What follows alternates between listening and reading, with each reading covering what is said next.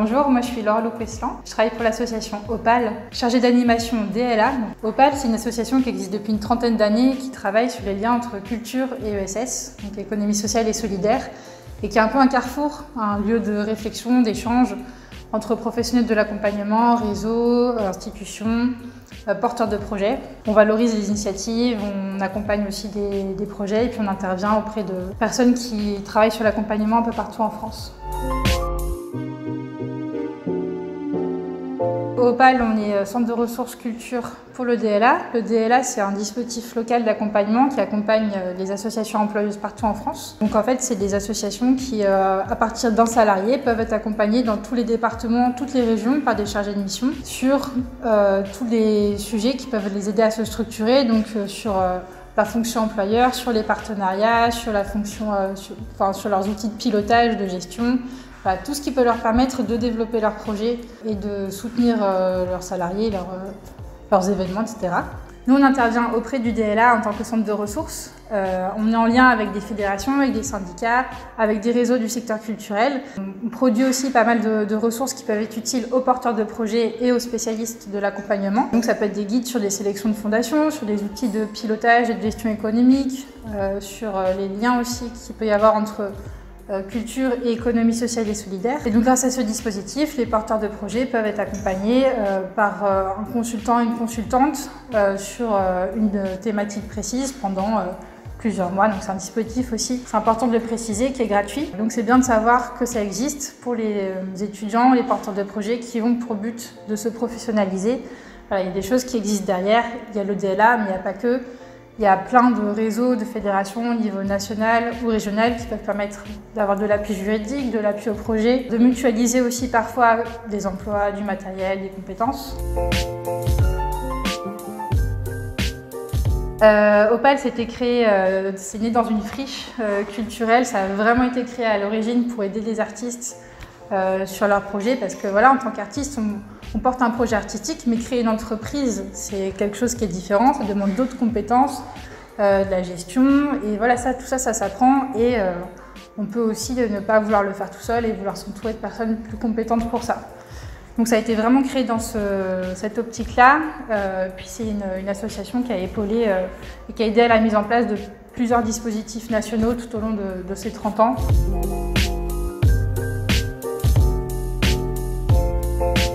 En fait, nous, ce qu'on constate souvent quand on rencontre des artistes ou des compagnies, c'est que chacun se sent un peu tout seul face à une montagne de problèmes.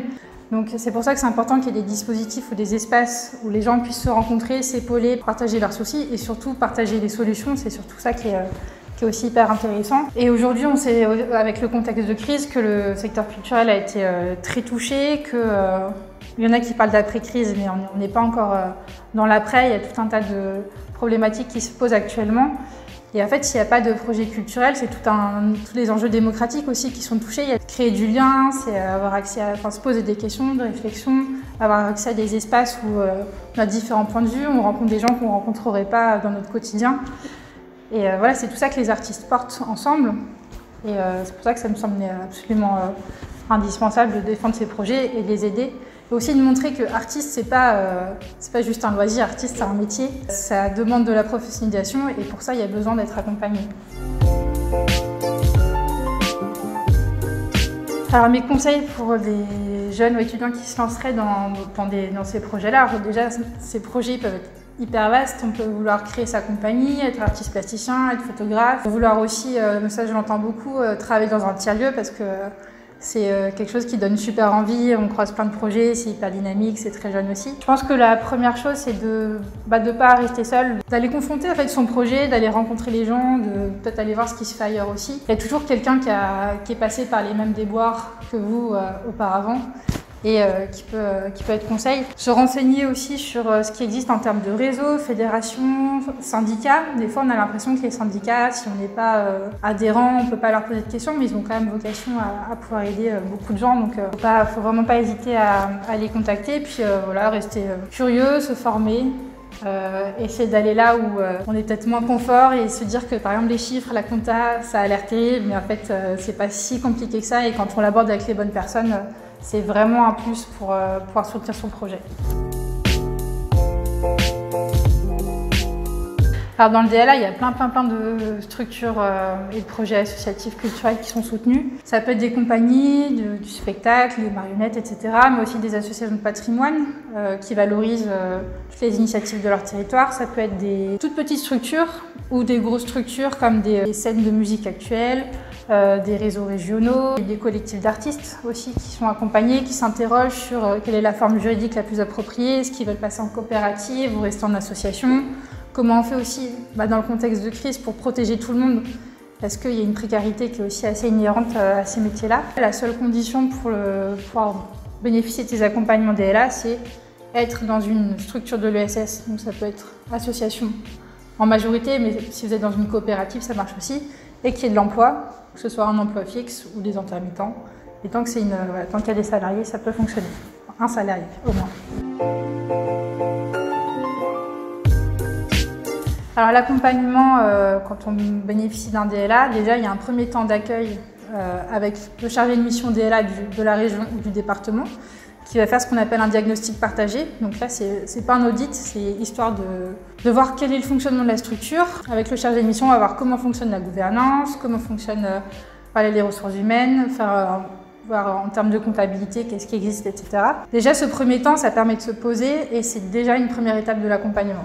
À partir de là est défini le besoin d'accompagnement, donc voir si c'est un besoin d'accompagnement sur les outils de gestion, sur l'ancrage territorial, sur l'utilité sociale, sur la forme juridique de la structure, son organisation interne. Donc ce besoin est défini et à partir de là, l'association et le chargé de mission choisissent un consultant ou une consultante qui va pouvoir accompagner l'association sur, en général, c'est entre 3 à 5 jours, en fonction du besoin et en fonction de l'ampleur aussi de la structure et des projets. Et donc ça peut être un accompagnement individuel où la structure est toute seule à être accompagnée, ou un accompagnement collectif où c'est plusieurs structures, alors qu'elles soient du même domaine ou pas, qui sont accompagnées collectivement sur un besoin similaire.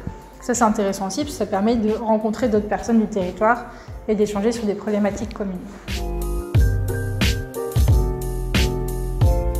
Alors, en tout cas, si vous avez un projet culturel, n'hésitez vraiment pas à vous lancer. Il faut savoir aussi que le secteur associatif, c'est un secteur hyper dynamique, dans la culture en particulier. C'est un des champs qui a le plus bondi ces dernières années. Voilà, il y aura des gens pour vous épauler. En tout cas, ce qui est important, c'est aussi de croire en ce que vous avez envie de faire. Et voilà, il y aura toujours des ressources pour vous accompagner dans votre projet.